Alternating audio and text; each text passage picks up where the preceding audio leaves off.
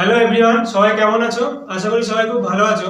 তো দেখো, আমাদের সামনে যে SSC GD, WBCS prelims, WB, SSC group C, group D, এছাড়াও অনেক এক্সাম আছে, তাকে কেন্দ্র করে আমাদের যে একটা ম্যাথের পোর্শন আছে, দেখো বাস্তব সংখ্যা। আজকে তোমাদের নাম্বার সিস্টেমের একটা ম্যাথ করাবো। এটা তোমাদের সবকিছুর ক্ষেত্রেই কাজে লাগবে।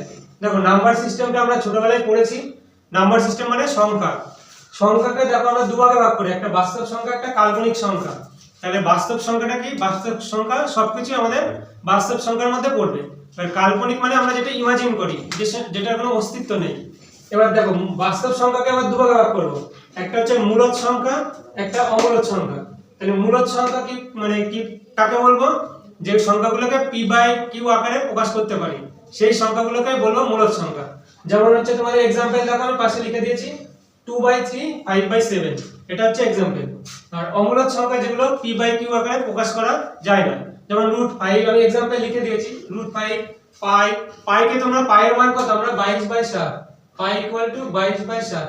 এটাকে করো, দেখো একটা মানে ইকুয়াল নাম্বার চলে আসবে, পি বাই কিউ আকারে প্রকাশ হবে না, ওই জন্য এটা অমূলদ সংখ্যা। এবার মূলদ সংখ্যা মানে কি? পূর্ণ সংখ্যা আর ভগ্নাংশ।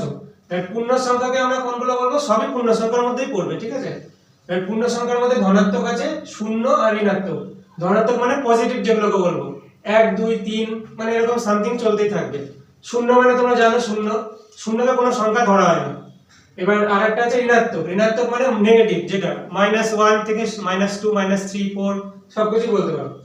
এবার ধনাত্মক সংখ্যাকে আবার আমরা তিনটা ভাগে ভাগ করে নেব। একটা হচ্ছে 1, একটা হচ্ছে মৌলিক সংখ্যা, একটা হচ্ছে যৌগিক সংখ্যা। তাহলে মৌলিক সংখ্যা কোনগুলো বলবো? মানে তোমরা ছোটবেলায় পড়েছো বেজোড় সংখ্যা যেগুলো, সেগুলোকেই আমরা মৌলিক সংখ্যা বলবো। এবার সবগুলো ধরবে না। এবার 2 যেমন মানে ব্যতিক্রম, যেমন 2 3 5 7 এগুলো সব মৌলিক সংখ্যা। আর যৌগিক সংখ্যা কোনগুলো? যেগুলো জোড়, মানে ভাঙা যায় অ্যাকচুয়ালি। ছোটবেলায় তোমরা জোড় বেজোড় পড়েছো, ওইভাবে মনে রাখবে যে জোড় সংখ্যাগুলো যৌগিক সংখ্যা, যেমন 4 6 8 10, এগুলো আরো एग्जांपल আছে, আমি এগুলো কিছু দিয়েছি। এবার আমরা চলে যাব ভগ্নাংশে। ভগ্নাংশকে তো কবে ভাগ করব? 3 ভাগে, প্রকৃত ভগ্নাংশ, অপ্রকৃত আর মিশ্র। প্রকৃত ভগ্নাংশ কাকে বলবো? যেগুলো হচ্ছে উপরে ছোট আর নিচে বড় থাকবে, সেগুলো হচ্ছে প্রকৃত ভগ্নাংশ। আর অপ্রকৃত ভগ্নাংশ মানে যেগুলো উপরে বড় আর নিচে ছোট, যেগুলোকে ভাঙা যায়। যেমন দেখো 5/4 একটা ভেঙে দিয়েছি আমি, এইটা হচ্ছে অপ্রকৃত। আর মিশ্র কাকে বলবো? দেখো, মিশ্র আর প্রকৃতর মধ্যে একটা মিল আছে, কারণ অপ্রকৃত সংখ্যাকে যদি আমি ভাঙি, তাহলে আমরা এইটাকে ভাঙলে আমরা মিশ্র পেয়ে যাব, ঠিক আছে? তাহলে এই মিশ্র মানে আমাদের এরকম ভেঙে যেটা বের হবে সেটা হচ্ছে মিশ্র। এবার চলে আসবো অমূলদ সংখ্যা। অমূলদ সংখ্যাকে দুভাগে ভাগ করা, একটা অপ্রিয় লগ আর একটা করণী। লগ মানে আমরা পড়েছিলাম যে লগারিদম যেটাকে বলে, সেটা হচ্ছে লগ।